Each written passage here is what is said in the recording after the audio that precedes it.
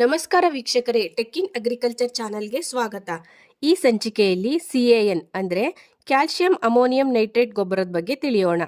Calcium ammonium nitrate ಗೊಬ್ಬರವನ್ನು short ಆಗಿ CAN ಗೊಬ್ಬರ ಅಂತ ಕರೀತಾರೆ. ಇದನ್ನು ನೈಟ್ರೋ ಲೈಮ್ಸ್ಟೋನ್ ಅಥವಾ ನೈಟ್ರೋ ಚಾಕ್ ಅಂತಲೂ ಕೂಡ ಕರೀತಾರೆ.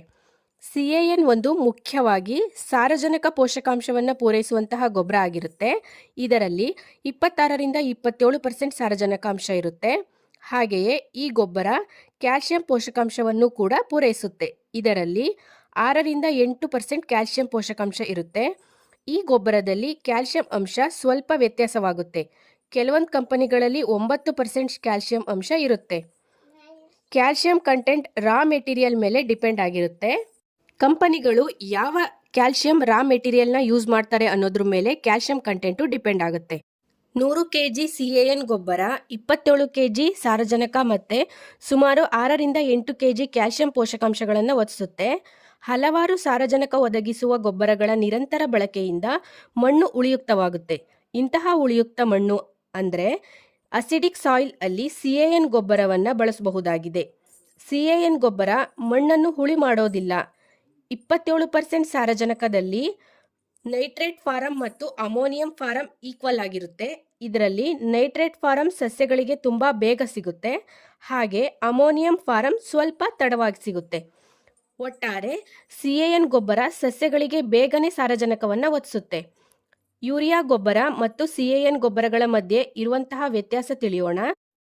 ಪೋಷಕಾಂಶದ ಮೇಲೆ ಹೇಳೋದಾದರೆ ಯೂರಿಯಾದಲ್ಲಿ 46% ಸಾರಜನಕಾಂಶ ಇರುತ್ತೆ. CAN ಗೊಬ್ಬರದಲ್ಲಿ 27% ಸಾರಜನಕಾಂಶ ಇರುತ್ತೆ. CANಗೆ ಹೋಲಿಸಿದ್ರೆ ಯೂರಿಯಾದಲ್ಲಿ ಜಾಸ್ತಿ ಸಾರಜನಕಾಂಶ ಇರುತ್ತೆ. ಯೂರಿಯಾಗೆ ಹೋಲಿಸಿದ್ರೆ CAN ಬೆಲೆ ಜಾಸ್ತಿನೇ ಇರುತ್ತೆ. ಯೂರಿಯಾ ಗೊಬ್ಬರವನ್ನು ಭೂಮಿಗೆ ಹಾಕಿದಾಗ ಆವಿಯಾಗುವಿಕೆಯಿಂದ ಬಿಸಿಲಿಗೆ ಸಾರಜನಕ ನಷ್ಟವಾಗುವಂತಹ ಸಾಧ್ಯತೆ ಇರುತ್ತೆ. ಆದರೆ CAN ಗೊಬ್ಬರದಲ್ಲಿ ಈ ರೀತಿ ಆಗೋದಿಲ್ಲ. ನಿರಂತರವಾಗಿ ಬರೀ ಯೂರಿಯಾ ಗೊಬ್ಬರವನ್ನು ಉಪಯೋಗಿಸೋದ್ರಿಂದ ಮಣ್ಣು ಅಸಿಡಿಕ್ ಆಗುವಂತಹ ಸಾಧ್ಯತೆಯೂ ಕೂಡ ಇರುತ್ತೆ. ಆದರೆ CAN ಗೊಬ್ಬರವನ್ನು ಹುಳಿಯುಕ್ತ ಮಣ್ಣಿನಲ್ಲೂ ಕೂಡ ಇದನ್ನು ಬಳಸಬಹುದು. CAN ಗೊಬ್ಬರವನ್ನು ಎಲ್ಲ ಬೆಳೆಗಳಲ್ಲೂ ಸಹ ಬಳಸಬಹುದಾಗಿದೆ.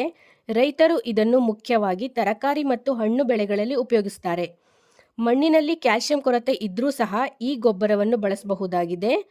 ವೀಕ್ಷಕರೇ, ಹೆಚ್ಚಿನ ಮಾಹಿತಿಗಾಗಿ ಕ್ಯಾಲ್ಸಿಯಂ ಕೊರತೆಯ ಲಕ್ಷಣಗಳು ಮತ್ತು ಅದನ್ನು ಪೂರೈಸುವಂತಹ ಗೊಬ್ಬರಗಳ ಬಗ್ಗೆ ವಿಡಿಯೋವನ್ನು ಮಾಡಿದ್ದೀವಿ, ದಯವಿಟ್ಟು ವೀಕ್ಷಿಸಿ. CAN ಗೊಬ್ಬರವನ್ನು ಬಿತ್ತನೆಗೆ ಮುನ್ನ ಮತ್ತು ಮೇಲು ಗೊಬ್ಬರವಾಗಿ ಕೂಡ ಉಪಯೋಗಿಸಬಹುದಾಗಿದೆ. ನಮ್ಮ ಮುಂದಿನ ಸಂಚಿಕೆಯಲ್ಲಿ ಇನ್ನೊಂದು ಕೃಷಿ ಮಾಹಿತಿಯೊಂದಿಗೆ ಬರ್ತೀವಿ.